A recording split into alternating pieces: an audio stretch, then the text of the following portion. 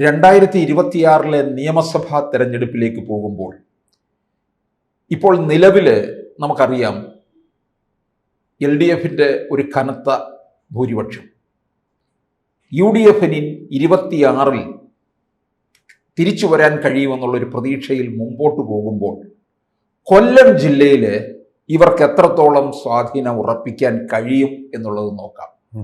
ഇപ്പോൾ കഴിഞ്ഞ ദിവസം നമ്മൾ തിരുവനന്തപുരം ജില്ലയിലെ കാര്യങ്ങളെക്കുറിച്ച് പറഞ്ഞു. കൊല്ലം ജില്ലയിലും ഇതുപോലെ തന്നെയാണ് അവർക്ക് LDFനുള്ള ഒരു പ്രാമുഖ്യം. അതിൽ വിള്ളൽ വീഴ്ത്താൻ UDFനോ BJPക്കോ കഴിയുമോ എന്നുള്ളതാണ് അറിയേണ്ടത്. കൊല്ലത്തെ രാഷ്ട്രീയം നമ്മൾ നോക്കുമ്പോൾ അവിടെ കുറച്ച് പ്രത്യേകതയുണ്ട്.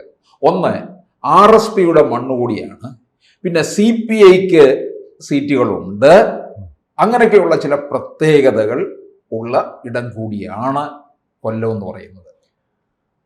കൊല്ലം, നമ്മൾ തിരുവനന്തപുരത്ത് നിന്നിങ്ങനെ കൊല്ലം അല്ലെങ്കിൽ ദേശിങ്ങനാടിൻ്റെ ഒരു ഇപ്പോഴത്തെ രാഷ്ട്രീയ അവസ്ഥയിലേക്ക് വരുമ്പോൾ നമ്മൾ മനസ്സിലാക്കേണ്ട കാര്യം വ്യത്യസ്തത ഭയങ്കരമാണ്. നമ്മുടെ ഈ വഞ്ചിനാട്ടിലെ കോൺഗ്രസിനാണ് മുൻതൂക്കമെങ്കിൽ നമ്മൾ ഈ ദേശിങ്ങനാട്ടിലേക്ക് വരുമ്പോൾ ഇടതുപക്ഷത്തിനാണ് മുൻതൂക്കം. അതിൻ്റെ പ്രധാനപ്പെട്ട കാര്യം അത് പുന്നപ്ര വയലാർ സമരം നടന്ന സമരഭൂമിയായിട്ടുള്ള ആലപ്പുഴയോട് ചേർന്ന് കിടക്കുന്നു എന്നുള്ളതാണ്. മറ്റൊന്ന്, ആലപ്പുഴയിൽ കയർ തൊഴിലാളികൾക്കാണ് പ്രാമുഖ്യമെങ്കിൽ കൊല്ലത്ത് പരമ്പരാഗതമായിട്ടുള്ള കശുവണ്ടി ചുട്ടുതല്ലി അത് കൊടുക്കുന്ന ആ വ്യവസായത്തിന് കശുവണ്ടി തല്ലാൻ പറ്റുന്നു ധാരാളം സ്ത്രീകൾ തൊഴിലാളികളായിട്ടുള്ള ഫാക്ടറികൾ ഉണ്ടായിരുന്ന സ്ഥലമാണ്. ഇന്ന് ആ അവസ്ഥയുണ്ടെന്ന് പറയാൻ പറ്റത്തില്ല. കംപ്ലീറ്റ് അതിൻ്റെ ഇക്കോസിസ്റ്റം മാറി മറിഞ്ഞു കഴിച്ചിരിക്കുന്ന അവസ്ഥയിലും കഴിഞ്ഞ തെരഞ്ഞെടുപ്പുകളിൽ CPM അതിൻ്റെ അജയ്യത ഏകദേശം പ്രഖ്യാപിച്ചിട്ടുണ്ട്. കൊല്ലം പാർലമെൻ്ററി മണ്ഡലത്തിൽ പിണറായി വിജയൻ്റെ വായിൽ നിന്ന് പുറപ്പെട്ടു പോകുന്ന ഒരു വാക്കും അവിടെയുള്ള നായർ കോൺസ്റ്റിറ്റ്യുവൻസിയുടെ ഒരു പ്രാധാന്യവും കാരണം NK പ്രേമചന്ദ്രൻ പാർലമെൻ്ററി മണ്ഡലം നിലനിർത്തുന്നുണ്ടെങ്കിലും ശക്തി CPMന് തന്നെ. മാസ് ബേസ് ഉണ്ട്, ഇപ്പോഴും നിലനിർത്തും. CPIക്കും ഉണ്ട്. പഴയ കമ്മ്യൂണിസ്റ്റ് പാരമ്പര്യത്തിൽ നിങ്ങൾ എന്നെ കമ്മ്യൂണിസ്റ്റാക്കി എഴുതിയ തോപ്പിൽ ഭാസിയുടെ വള്ളികുന്നു എന്ന് പറഞ്ഞ് ഇതിനോട് ചേർന്നാണ് കിടക്കുന്നത്. ആലപ്പുഴ ജില്ലയിലാണെങ്കിലും അതിൻ്റെ അതിരിയില്ല ഓണാട്ടുകര ഇതിനോട് ചേർന്നാണ് കിടക്കുന്നത്. അപ്പോൾ അവിടുത്തെ കർഷകരുടെയും കർഷക തൊഴിലാളികളുടെയും ഒക്കെയുള്ള ഒരു വലിയൊരു ആവേശം ജനിപ്പിച്ച തോപ്പിൽ ഭാസിയുടെ ആ നാടകങ്ങൾക്ക് കഴിഞ്ഞിരുന്നു എന്നുള്ള സത്യവും അവശേഷിക്കുന്നുണ്ട്. അപ്പോൾ സാധാരണ മനുഷ്യരെല്ലാം ഇപ്പോൾ തിരുവനന്തപുരത്ത് കോൺഗ്രസ് രീതിയിലാണ് ചിന്തിക്കുന്നതെങ്കിൽ അവിടെ ആലപ്പുഴ, എനിക്കറിയാം ആലപ്പുഴ അതുപോലെ തന്നെ കൊല്ലം ജില്ലകളിൽ ചിന്തിക്കുന്നത് കമ്മ്യൂണിസ്റ്റ് രീതിയിലാണ് ചിന്തിക്കുന്നത്. അവർ അങ്ങനെയാണ് ചർച്ചകൾ നടത്തുന്നത്. അങ്ങനെ ഒരു പാരമ്പര്യമുള്ള സ്ഥലമാണ്. പക്ഷേ പഴയ കോട്ടകൾ ഇപ്പോൾ നഷ്ടപ്പെട്ടുകൊണ്ടിരിക്കുകയാണ് കമ്മ്യൂണിസ്റ്റ് പാർട്ടിക്ക്. ഇതിനോട് ചേർന്ന് കിടക്കുന്ന ആലപ്പുഴ ജില്ലയിലെ ആണെങ്കിൽ ചാരുമൂടിൽ വരെ CPIയും CPM തമ്മിൽ കലാപം ഉണ്ടായിട്ടുണ്ട്. CPIക്കാർക്ക് അവിടെ CPMനെ കണ്ടുകൂടാ, CPIക്ക് CPMനെയും കണ്ടുകൂടാ. കലാപങ്ങളിൽ നമ്മൾ ചെറിയ പ്രാദേശിക വാർത്തകളായി വരുന്നതുകൊണ്ട് ഇതൊന്നും അറിയുന്നില്ല. വലിയ രൂഢമൂലമാണ് അവർ തമ്മിലുള്ള നിലനിൽപ്പിന് വേണ്ടിയുള്ള പോരാട്ടം നടന്നുകൊണ്ടിരിക്കുകയാണ്. നല്ലൊരു വിഭാഗം ആളുകൾ ഇവിടെ ഇപ്പോൾ BJPക്ക് അനുകൂലമായിട്ട് ചിന്തിക്കാൻ തുടങ്ങിയിട്ടുണ്ട്. കാറ്റ് മാറി വീശുന്നുണ്ട്. അതിൻ്റെ ഫലമായിട്ടാണ് ചാത്തന്നൂരിൽ കഴിഞ്ഞ പ്രാവശ്യം 2ാം സ്ഥാനത്തെത്തി. അചിന്ത്യമാണത്. തൊഴിലാളി മേഖലയിൽ അചിന്ത്യമായ രീതിയിൽ ചാത്തന്നൂരിൽ, അത് മുസ്ലിം ഡെമോഗ്രഫി കൂടുതലുള്ളൊരു സ്ഥലവും കൂടെ. കൊല്ലം പൊതുവേ മുസ്ലിം ഡെമോഗ്രഫി, കരുനാഗപ്പള്ളിയൊക്കെ മുസ്ലിം മണ്ഡലവും വളരെ കൂടുതലുള്ള സ്ഥലമാണ്. അതാണല്ലോ അൻവാറശ്ശേരിയൊക്കെ കരുനാഗപ്പള്ളിയിലാണല്ലോ. നമ്മുടെ മദനി അബ്ദുൽ നാസർ മദനിയുടെ ആസ്ഥാനം അവിടെ അൻവാറശ്ശേരിയിലായിരുന്നല്ലോ. അപ്പോൾ അങ്ങനെയൊക്കെ അതിൻ്റെ ഒരു വലിയ ഇൻഫ്ലുവൻസ്, PDPയുടെ ഇൻഫ്ലുവൻസ് ഒക്കെയുള്ള മണ്ഡലങ്ങളാണ്. അപ്പോൾ എന്നിട്ടും ഈ ചാത്തന്നൂരിൽ 2ാം സ്ഥാനം നേടാൻ BJPക്ക് കഴിഞ്ഞു. A ക്ലാസ് മണ്ഡലത്തിൽ ഒന്നാണ് ചാത്തന്നൂർ. പക്ഷെ മറ്റേ ജില്ലകൾ കൊല്ലത്ത് പിന്നെ വന്ന വർക്കല ഇതിനോട് ചേർന്ന് കിടക്കുന്നെങ്കിലും തിരുവനന്തപുരം ജില്ലയിൽപ്പെട്ടതാണ്. വേറെ സ്ഥലങ്ങളിലൊന്നും അത്ര വലിയൊരു സ്വാധീനമില്ല. പക്ഷേ BJP ഉണ്ട്. എല്ലാത്തരം BJPയുടെ പോസ്റ്റർ, നരേന്ദ്രമോദിയുടെ പോസ്റ്റർ ഇല്ലാത്ത ഒരൊറ്റ പഞ്ചായത്ത് കാണാൻ പറ്റില്ല, ഒറ്റ വാർഡ് കാണാൻ പറ്റില്ല. അപ്പോൾ അത്രമാത്രം പണ്ട് ഇതിനെക്കുറിച്ച് ഒരു താമര പോലും ഉണ്ടാവാത്ത താമരയില്ലാ കുളങ്ങളുള്ള സ്ഥലമായിരുന്നു. ഈ NK പ്രേമചന്ദ്രനിലൂടെ UDFനോടൊരു മേൽക്കൈയുണ്ടെന്നുള്ളതാണ്. കാരണം പ്രേമചന്ദ്രൻ ഒരു മികച്ച പാർലമെന്റേറിയൻ. കൊല്ലം പട്ടണത്തിനും ആ 7 നിയമസഭാ മണ്ഡലങ്ങൾക്കുമായിട്ട് വലിയ വികസനം കൊണ്ടുവന്നിട്ടുണ്ട്. കൊല്ലം റെയിൽവേ സ്റ്റേഷന്റെ മുഖച്ഛായ തന്നെ മാറിപ്പോയി. അതെ. നരേന്ദ്രമോദിയുമായിട്ട് വളരെ അടുപ്പമുള്ള ഒരു MP കൂടിയാണ്. അദ്ദേഹം ഒന്നിച്ച് ചായ കുടിച്ചത് വലിയ ചായ പ്രശ്നമായി. കുടിച്ചു. അത് പ്രശ്നമായി. അത് പ്രധാനമന്ത്രി ഒരു MP ചായ കുടിക്കാൻ വിളിച്ചാൽ എന്താ തെറ്റ്? അതെ, അതിന് ഇവിടെ വിളിക്കണമല്ലോ. അത്ര ചീപ്പ് പൊളിറ്റിക്സ് ആണ് ഇവിടെ. തന്നെയല്ല, പ്രേമചന്ദ്രൻ എന്നുള്ള ഒരു ഗുണമെന്ന് പറഞ്ഞാൽ രാഹുൽ മാങ്കൂട്ടത്തിന്റെ നേരെ വിപരീത ദിശയിലുള്ള ഒരു വ്യക്തിത്വമാണ്. അദ്ദേഹം ഒരു സൗമ്യനായ വ്യക്തിയാണെന്ന് മാത്രമല്ല, വേണ്ടാധീനത്തിനൊന്നും പോകാത്ത ഒരു വ്യക്തി എന്നോട് സൽപ്പേര് വളരെ പ്രധാനമാണ്. അതുകൊണ്ടാണ് പിണറായി വിജയനെ വെല്ലുവിളിച്ച് ജയിക്കാൻ കഴിയും. തന്നെയല്ല, പിണറായി അങ്ങനെ പിണറായിയുടെ നാക്കുപിൽ നിന്നൊരു ചീത്ത വാക്കാണ്. അതിനെതിരെയുള്ള പ്രതികാരമാണ് പ്രേമേന്ദ്രന്റെ വിജയം. വാസ്തവത്തിൽ അവിടുത്തെ നായന്മാർ തന്നെയാണ് അദ്ദേഹത്തിനെ പ്രേമേന്ദ്രനെ വിജയിപ്പിക്കുന്നത്. ഇതിനിടയ്ക്ക് മറ്റൊരു വാർത്ത കൂടിയുണ്ട്. NK പ്രേമചന്ദ്രൻ ഒരു പക്ഷേ സംസ്ഥാന രാഷ്ട്രീയത്തിലേക്ക് വരാൻ തുനിയും. അങ്ങനെയാണെന്നുണ്ടെങ്കിൽ ചിലപ്പോൾ ഇരവിപുരത്ത് മത്സരിക്കും എന്നൊക്കെ വാർത്ത ഇറങ്ങുന്നുണ്ട്. ഷിബു ബേബി ജോൺ കൊല്ലം ആവശ്യപ്പെടും എന്നും പറയുന്നുണ്ട്. കൊല്ലം CPMന്റെ കയ്യിൽ ഇരിക്കുന്നതാണ്. നമ്മൾ മുകേഷായിട്ട് കളഞ്ഞു കുളിച്ചിട്ടിരിക്കുന്നതാണ്. നമ്മൾ കാണേണ്ട ഒരു കാര്യമുണ്ട്. സരസന്റെ തിരോധാനത്തിന് ശേഷവും ബേബി ജോൺ പിടിച്ചിരുന്ന മണ്ഡലമാണ് ചവറ. ആ ചവറയാണ് RSPക്ക് നഷ്ടപ്പെട്ടിരിക്കുന്നത്. അത് 16 നഷ്ടപ്പെട്ടു. വിജയംപിള്ള CPM സ്വതന്ത്രനായിട്ട് നമ്മൾ ഇതുവരെ അറിയാത്ത ഒരാൾ അവിടെ കയറി ജയിച്ചു. അത് വലിയ ബിസിനസ്സുകാരൻ. 21 വന്നിട്ട് വിജയംപിള്ളയുടെ നിര്യാണത്തെ തുടർന്ന് പിന്നീട് അദ്ദേഹത്തിന്റെ മകൻ ഡോക്ടർ സുജിത് വിജയംപിള്ളയാണ്. പക്ഷെ അത് 21 വിജയിക്കുന്നത് വെറും 1000 വോട്ടിന്റെ ഭൂരിപക്ഷമേ ഉണ്ടായിരുന്നുള്ളൂ.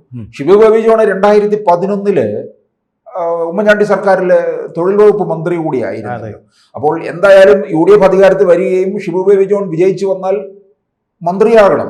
അതെ, തീർച്ചയായിട്ടും മന്ത്രിയാവേണ്ട ആളാണ്. NK പ്രേമചന്ദ്രൻ ആ സമയം അതിനു മുമ്പ് LDF ഉണ്ടായിരുന്നു. VSന്റെ മന്ത്രിസഭയിലെ ജലവിഭവ വകുപ്പ് മന്ത്രി കൂടിയായിരുന്നു. അപ്പോൾ നല്ലത് അദ്ദേഹം നല്ലൊരു പാർലമെന്റേറിയനാണ്. അവാർഡ് കിട്ടിയിട്ടുള്ള നിൽക്കുന്നതായിരിക്കും നല്ലത്. പക്ഷേ എന്താ പ്രശ്നമെന്നറിയാം, ഇനി ഒരിക്കലും ഇന്ത്യ മുന്നണി അധികാരത്തിൽ വരില്ലെന്ന് അദ്ദേഹത്തിന് അറിയാം. അദ്ദേഹത്തിന്റെ പൊളിറ്റിക്കൽ സ്റ്റഡി കറക്റ്റാണ്. അപ്പൊ കേരള രാഷ്ട്രീയത്തിലെ എന്തെങ്കിലും ചെയ്യണോ MP ആയിരുന്നിട്ട് കാര്യമില്ല, പ്രധാനമന്ത്രിയുടെ കൂടെ ചായ കുടിച്ചിട്ടും കാര്യമില്ല. പക്ഷേ മന്ത്രിയായിരുന്നെങ്കിൽ എന്തെങ്കിലും ചെയ്യാൻ പറ്റും, മണ്ഡലത്തിന് വേണ്ടിയായാലും നാടിന് വേണ്ടിയായിട്ടും. അവിടെ അപ്പോൾ അതാണ് ഒരു ക്രൈസിസ് ഉണ്ട്. ഇനി ഇന്ത്യ മുന്നണി അധികാരത്തിൽ വരുന്നില്ല എന്നുള്ളത് ശരിയായിട്ട് പ്രേമചന്ദ്രൻ മനസ്സിലാക്കിയിട്ടുണ്ട്. പാർലമെന്റിൽ ഘോര പ്രസംഗിച്ചു. ഇനി ഇതിനകത്ത് നമ്മൾ ചില മണ്ഡലങ്ങളൊന്ന് പ്രത്യേകമായിട്ട് നോക്കണം. ഇപ്പൊ കൊട്ടാരക്കരയിൽ ബാലഗോപാലാണ്, KN ബാലഗോപാൽ, നമ്മുടെ ധനമന്ത്രി. കൊട്ടാരക്കര എന്ന് പറയുന്നത് ബാലകൃഷ്ണൻ ഐഷ പോറ്റി പിടിച്ചു. ഐഷ പോറ്റി ഇതിനിടയ്ക്ക് കോൺഗ്രസിനോട് ചായവ് പ്രകടിപ്പിച്ച് നിൽക്കുകയാണ്. അപ്പോൾ 26 ഐഷ പോയിട്ട് അവിടെ കോൺഗ്രസ് സ്ഥാനാർത്ഥിയായി മത്സരിക്കാൻ സാധ്യതയുണ്ട് എന്നാണ് അറിയുന്നത്. തീർച്ചയായിട്ടും ബാലഗോപാൽ ഒരു 10,000 വോട്ടിന്റെ ഭൂരിപക്ഷത്തിൽ മാത്രമാണ് വിജയിച്ചത്. ഒരു ഭരണവിരുദ്ധ തരംഗം നിൽക്കുന്ന സ്ഥിതിക്ക് ഐഷ പോറ്റിക്ക് അവിടെ കിട്ടിയിട്ടുള്ള ജനപ്രീതിയൊക്കെ വെച്ച് നോക്കിയിട്ട് അവിടെ LDFന്റെ കയ്യിൽ നിന്ന് പോകാനുള്ള സാധ്യതയുണ്ട് എന്നാണ് പറയുന്നത്. അതുപോലെ എനിക്ക് വേറൊരു തമാശ തോന്നിയിട്ടുള്ളത്, ഈ പത്തനാപുരം സീറ്റ് എത്ര അഴിമതി ആരോപണങ്ങൾ വന്നാലും എത്ര കുത്തഴിഞ്ഞ ജീവിതം നയിച്ചാലും അവിടെ മന്ത്രി ഗണേശിനെ ഇപ്പൊ 5ാമത്തെ തവണയാണ് 5 പേര് എന്ന് മാത്രമല്ല, ഇപ്പൊ വേറൊരു ആരോപണം കൂടി ഇപ്പൊ മന്ത്രിയായിട്ടിരിക്കുമ്പോൾ ഷെറിനെ, ഭാസ്കരക്കാരനവരെ കൊന്ന ഷെറിനെ ജാമ്യത്തിലിറക്കാൻ അത്യുത്സാഹം കാണിച്ചു എന്ന് മാത്രമല്ല സൗജന്യങ്ങൾ ഇളവ് കൊടുത്തല്ലോ. അവരതിനകത്ത് 5 സ്റ്റാർ ഫെസിലിറ്റി ഇല്ല. നമ്മുടെ കൊടി സുനി മാത്രമല്ല, ഇവരും 5 സ്റ്റാർ ഫെസിലിറ്റി ഇല്ല. താമസിച്ചെന്ന് മാത്രമല്ല, അവിടുന്ന് മറ്റു പ്രതികളെയൊക്കെ തൊഴിക്കുകയും അടിക്കുകയൊക്കെ ചെയ്താണ് ഇവർ. അല്ലേ, അതെന്താണെന്നറിയാമോ, ഗണേഷ് കുമാർ ഇങ്ങനെയൊക്കെയുള്ള കാര്യങ്ങളൊക്കെ പറയുന്നുണ്ടെങ്കിലും മണ്ഡലം നോക്കും. അവിടുത്തെ ആൾക്കാർ, ഒരു മണ്ഡലത്തിലുള്ള ആൾക്കാരുടെ ആവശ്യം എന്താ, അവരുടെ ആവശ്യങ്ങൾ നടക്കണം, അതേ ഉള്ളൂ. അതിൽ ഗണേഷ് എല്ലാ വെള്ളിയാഴ്ചയും പത്തനാപുരം മണ്ഡലത്തിലുണ്ടാകും, ശനി ഞായറും, തിങ്കളാഴ്ച തിരികെ വരും. ഇങ്ങനെയാണ്. MLA മന്ത്രി അല്ലാതിരുന്ന സമയത്ത് ഷെറിൻ എന്ന് പറയുന്ന ആൾ ആ മണ്ഡലത്തിൽ പറ്റ ആളെ അല്ല, ചെങ്ങന്നൂര്, ചെറിയനാട്, ആലപ്പുഴ ജില്ലയിൽപ്പെട്ട ആളാണ്. അപ്പൊ ഇനിയിപ്പോ LDFൽ അല്ല UDFലും അല്ലെങ്കിൽ പോലും ഗണേശൻ അവിടെ നിന്നാൽ വിജയിക്കുന്ന കഴിവുറ്റ ഒരു മന്ത്രി നമ്മളത് കാണായിരുന്നു. കൈയുള്ളിൽ പല കയ്യിലിരിപ്പ് നല്ലതല്ലെങ്കിലും അപ്പൊ കൊല്ലത്ത് നിന്ന് എന്തായാലും ഈ CPMന്റെ ഈ മുകേഷിനെ എന്തായാലും എടുത്ത് കളി. കാരണം മുകേഷ് പാർട്ടിക്ക് വലിയ തലവേദന ഉണ്ടാക്കി എന്നാണ് പറയുന്നത്. CPMന്റെ അടിത്തറ അവിടെ കുളം തോണ്ടി മുകേഷ് കാരണം. അതുകൊണ്ട് കൊല്ലം സീറ്റ് നമ്മുടെ ഡോക്ടർ ചിന്തോ ജെറോം ചിലപ്പോൾ മത്സരിക്കുമെന്നൊക്കെ അവിടെ ഒരു വാർത്ത പരക്കുന്നുണ്ട്. വാഴക്കൊലയാവുമല്ലോ അത്. അപ്പൊ അത് രാവിലെ 8 മണിയാകുമ്പോഴേ അത് തോൽക്കുമെന്നുള്ളത് ഉറപ്പാണ്. എതിരാളികൾക്ക് എളുപ്പവുമാണ്. പിന്നെ നമുക്ക് എടുത്തു പറയാവുന്ന ഇപ്പൊ കരുനാഗപ്പള്ളി മണ്ഡലം മഹേഷ് 2016 അവിടെ തോറ്റിട്ട് വലിയ അധ്വാനമാണ് പിന്നെ 5 വർഷവും നടത്തിയത്. സുരേഷ് ഗോപി തൃശ്ശൂരിൽ 5 വർഷം എങ്ങനെ ക്യാമ്പ് ചെയ്തോ അതുപോലെ പ്രവർത്തിച്ചു. നല്ല അതിന്റെ യൂത്ത് ബ്രിഗേഡിന്റെ ഒരാളാണ്, പക്ഷെ നല്ല ക്യാരക്ടറുള്ള ആളാണ്. രാഹുൽ മാങ്കൂട്ടത്തിന്റെ യൂത്ത് ബ്രിഗേഡിൽപ്പെട്ട ആളാണെങ്കിലും സൂപ്പർ ക്യാരക്ടറുള്ള വ്യക്തികളാണ്. അവരെ തെരഞ്ഞുപിടിച്ച് എന്തെങ്കിലും ജയിപ്പിക്കും മണ്ഡലം. പിന്നെ ഈ കൊല്ലം ജില്ലയിലെ ഈ കുന്നത്തൂർ മണ്ഡലം ചിലപ്പോൾ CPM ഏറ്റെടുക്കുമെന്ന് എനിക്ക് തോന്നുന്നുണ്ട്. പലപ്പോഴും തഴഞ്ഞിട്ടിരിക്കുകയാണ്. LDF മുന്നണി ഘടകകക്ഷിയായിട്ടൊന്നും എടുത്തിട്ടില്ല. നമ്മൾ നേരത്തെ ഒന്ന് ചർച്ച ചെയ്തു, ഈ ഒറ്റ അംഗം ഉള്ള പാർട്ടികളെ അങ്ങ് ഒഴിവാക്കിക്കൊണ്ട് അവരെയൊക്കെ മിക്കവാറും LDF വിഴുങ്ങും.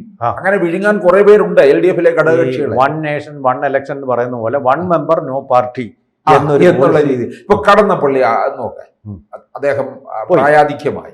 AK ശശീന്ദ്രനും ഉണ്ടാവില്ല അടുത്ത മത്സരം. അത് NCP-യുടെ. പിന്നെ ഒരാളൂടെ ഉണ്ട് കുട്ടനാട്ടിൽ, തോമസ് കെ തോമസ്, NCP-യുടെ. അതൊക്കെ പതുക്കെ അതില്ലെങ്കിലും ഇപ്പൊ രാഹുൽ മാങ്കൂട്ടത്തിൽ അതിന് അവസരം ഉണ്ടാക്കി കൊടുത്തിട്ടുണ്ടല്ലോ. അവരൊക്കെ ഇല്ലെങ്കിലും CPM-ന് ഈസി ആയിട്ട് ജയിച്ചു കയറാനുള്ള ഒരു മുന്നൊരുക്കം നടത്തിയിട്ടുണ്ടല്ലോ. അപ്പൊ എന്തായാലും ഈ 11 നിയമസഭാ മണ്ഡലങ്ങൾ ഉള്ളതിൽ CPI-ക്ക് അവിടെ പ്രാമുഖ്യമുണ്ട്. കൊല്ലം ജില്ലയിലുണ്ട് 3 മണ്ഡലങ്ങൾ. RSP-യുടെ തട്ടകമാണ് അവിടെ. അപ്പോൾ ഇത് ആഞ്ഞു പിടിച്ചു കഴിഞ്ഞാൽ ചില മണ്ഡലങ്ങള് വളരെ പ്രധാനപ്പെട്ട മണ്ഡലമുണ്ട്. ചടയമംഗലം MN ഗോവിന്ദനാർ പതിവായിട്ട് ജയിച്ചുകൊണ്ടിരുന്ന ഒരു മണ്ഡലമാണ് ചിഞ്ചുറാണി. അവിടുത്തെ നമ്മുടെ ആനിമൽ ഹസ്ബൻഡറി മൃഗസംരക്ഷണ വകുപ്പ് മന്ത്രി അവിടുത്തുകാരിയാണ്. അവിടുത്തെ MLA ആണ് ചിഞ്ചു റാണി. ചിഞ്ചുറാണിയെ കുറിച്ചൊക്കെ വലിയ ആക്ഷേപമൊക്കെ ഉണ്ട്. കാരണം അവര് മാപ്പ് പറഞ്ഞു. അതിന് മിഥുന്റെ മരണമല്ലേ, മാപ്പ് പറഞ്ഞു. അത് പോട്ടെ, അത് വിട്ടേക്കാം. അവരെയൊക്കെ ഇല്ല, മണ്ഡലത്തിൽ വീണ്ടും ജയിക്കാൻ തടസ്സമാവാൻ സാധ്യതയില്ല, അവർ മാപ്പ് പറഞ്ഞതുകൊണ്ട്. അപ്പൊ ഇപ്പോഴത്തെ ഒരു സാഹചര്യം വെച്ച് നോക്കുകയാണെന്നുണ്ടെങ്കിൽ അല്ല, ഇതിലൊരു അട്ടിമറി നടന്ന മണ്ഡലമുണ്ട് വിജയനാഥ്. അതും കൂടെ പറയാം. കുണ്ടറ മണ്ഡലം, അത് ചെങ്ങന്നൂറുകാരനായിട്ടുള്ള PC വിഷ്ണുനാഥ് അവിടെ കയറി പിടിച്ചു. അത് വലിയൊരു വിജയം തന്നെ, ഒരു അട്ടിമറി വിജയം തന്നെ ആയിരുന്നു അല്ലേ. മേഴ്സിക്കുട്ടി അമ്മയ്ക്കെതിരെ നമ്മുടെ രമേശ് ചെന്നിത്തല ഉയർത്തിയ ആരോപണങ്ങൾ തന്നെ അല്ലേ ആ ഒരു അട്ടിമറിക്ക് സാധ്യമാക്കി. ആഴക്കടൽ. അപ്പൊ അങ്ങനെ ഉമ്മൻചാണ്ടിയുടെ ആളാണ് PC വിഷ്ണുനാഥെങ്കിലും രമേശ് ചെന്നിത്തല ഉമ്മൻചാണ്ടിയുടെ ബദ്ധ ശത്രുവായിരുന്നപ്പോൾ തന്നെ ഈ PC വിഷ്ണുനാഥിനെ ആ തരത്തിൽ പരോക്ഷമായിട്ട് സഹായിച്ചിട്ടുണ്ടെന്ന് വേണം നമുക്ക് അനുമാനിക്കാം. PC വിഷ്ണുനാഥിനെ കൊല്ലത്ത് കൊണ്ടുവരാൻ കോൺഗ്രസ്സുകാർ നീക്കമിടുന്നുണ്ട്. എന്തായാലും അന്തിമ തീരുമാനമായിട്ടില്ല. ചില ഇടങ്ങളിൽ എന്തായാലും UDF വിചാരിച്ചു കഴിഞ്ഞാൽ അവർക്ക് വിജയം നേടാൻ കഴിയും, ഒരു ഭരണവിരുദ്ധ വികാരം നിൽക്കുന്ന സ്ഥിതിക്ക്. അപ്പോൾ കൊല്ലം വളരെ നിർണായകമായിട്ടുള്ള ഒരു ജില്ല തന്നെയാണ്. അടുത്ത നമുക്കിനി ആലപ്പുഴയിലേക്ക് പോകും. അടുത്ത ദിവസം നമുക്ക് തീർച്ചയായിട്ടും ആലപ്പുഴ വളരെ പ്രധാനപ്പെട്ട രാഷ്ട്രീയ ജില്ലയാണെന്ന് ഞാൻ പറയും. ഒരു പൊളിറ്റിക്കൽ ഡിസ്ട്രിക്റ്റാണ്. അതിൻ്റെ കാര്യം എന്താണെന്ന് നമുക്ക് അടുത്ത പ്രാവശ്യം. കൂടുതൽ വാർത്തകളും വിശേഷങ്ങളും നിങ്ങളിലേക്ക് എത്താൻ ABC മലയാളം സബ്സ്ക്രൈബ് ചെയ്യുക, ബെൽ ബട്ടണും അമർത്തുക.